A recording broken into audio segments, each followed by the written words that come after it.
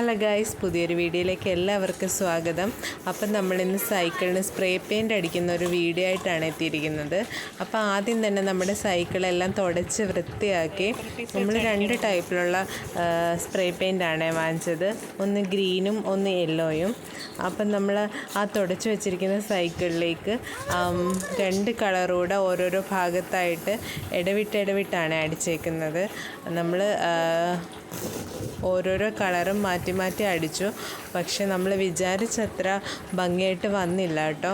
ഇങ്ങനെയാണോ spray paint അടിക്കുന്നതെന്നും ഞങ്ങൾക്ക് അത്ര വലിയ പിടിയില്ലായിരുന്നു. പിന്നെ ഞങ്ങൾ യൂട്യൂബിലൊക്കെ ഒന്ന് സെർച്ച് ചെയ്ത് നോക്കിയിട്ടാണ് കളർ അടിക്കുന്നത് തുടങ്ങിയത്.